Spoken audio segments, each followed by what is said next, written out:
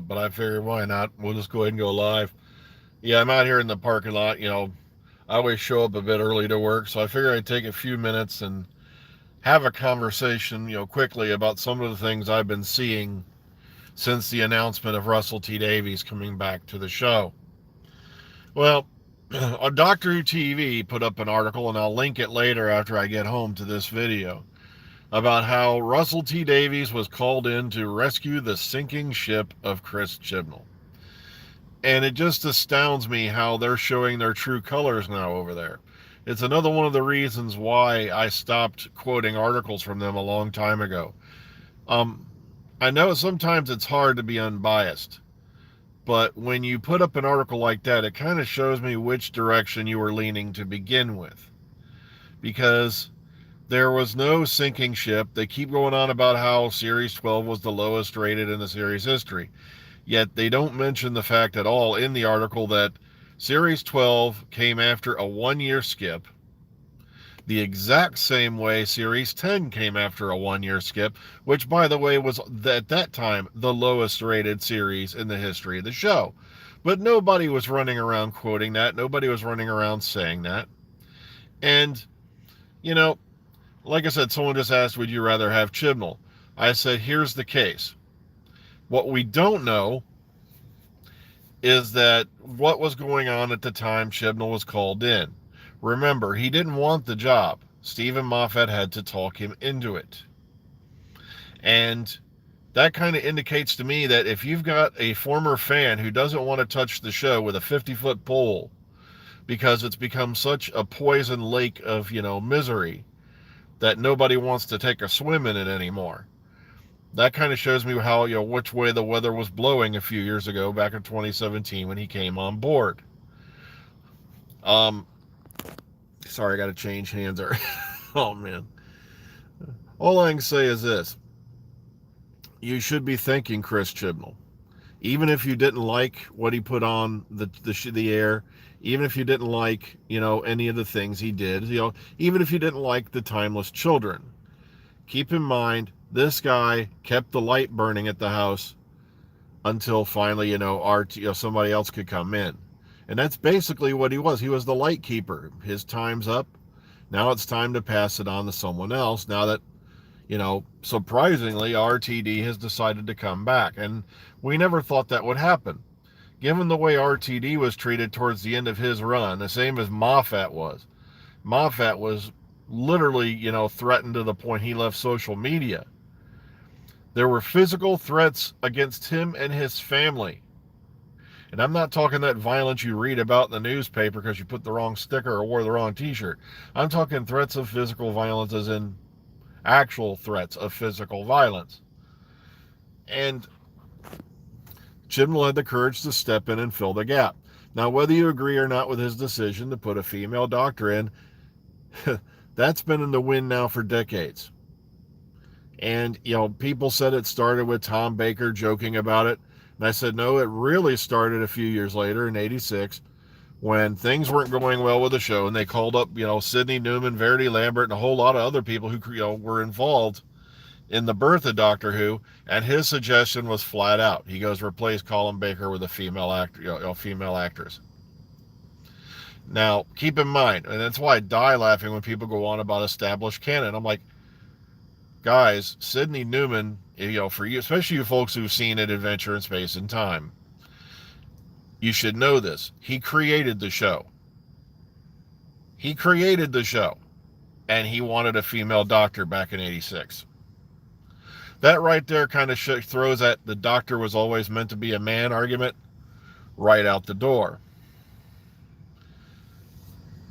What I'm saying is this. You may not agree. All right, James Tipton, I believe. While you may not agree with the things he's done, he kept the show on the air. Because I have an eerie feeling, and I can't prove this right now, that if he had not taken on the show when he did, it was gone. Like I said, lest we forget, Series 12 only had an average rating of 5.5 million viewers, which, by the way, most network execs would give their right testicle for. And also what people, because I think it would have been gone. if he hadn't have taken it over. Because remember, I think that was probably the thing that convinced him to take over the show then, was the fact that he probably, Moffat probably told him, if somebody doesn't step in, they're going to probably shut this thing down.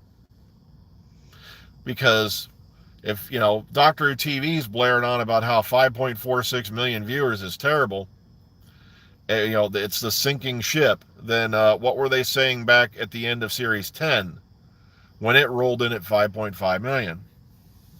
Also, a lot of people are jumping up and down about numbers, and they'll throw you numbers out of context. Remember, one of the big things I always hear is about how, Voyage of the Damned, or as I call it, Journey of the Dumbed, or whatever, got this huge mega rating, and it's the highest rated series of the, or special of the whole thing. And it's like, guys, you're forgetting the fact that back when Voyage of the Damned aired, as much of the RTD and Eccleston era, there was no streaming television service. If you wanted to watch Doctor Who, then you had to watch it on TV. There was no other means, to view the program. So, of course, the numbers were twice as high. But also, if you look at the charts, and I know Ace Creeper's done a couple of really good ones, the numbers have been steadily dropping ever since David Tennant left. And that's not the fault of Matt Smith. It's not the fault of Stephen Moffat. It's just as a show gets longer in the tooth, fans tend to either grow out of it or they leave. That's the nature of the beast. So please, next time, while you disagree with the Fugitive Doctor, or you don't like Jodie Whittaker, or, even if you just think the whole entire era is crap, as a lot of guys keep going on and on about, keep in mind, Chibnall kept the doors open, the business running, until RTD could come back, to help things out and keep things going. And I think that's the real reason why Russell T Davies agreed to come back to this show, even though he's stated multiple times across the years that he didn't see himself writing another Doctor Who episode. I think it was a simple matter of, if he hadn't have stepped in, they were going to hiatus the program. And I really wish RTD the best of luck. I hope it's like a homecoming for him, rather than a trip back into a haunted house where Pennywise is going to jump out of the toilet and rip out his soul again. So, like I said, we welcome him home, but at the same time, please acknowledge the guy who kept the lights on, kept the lawn mowed, and kept things ready for when, the next person came along. Because, a lot of people have been jeering on JNT for years. John Nathan Turner, I had a friend of mine who constantly went on about how John Nathan Turner stayed too long, he ruined the show, blah, blah, blah. And I go, yeah, but the reason why he stayed on so long, we didn't find out till a few years ago, when Sophie Alder dropped the bomb that the network execs, the guys up on floor 6, sat down with John Nathan Turner and said, when you go, Doctor Who goes. So that's why he stayed so long. He loved the show and he didn't want to see it go. And I think that's what we're going to find out in the future about Chris Chibnall. And like I said, before you jump on him about choosing a female doctor, that was in the wind for decades.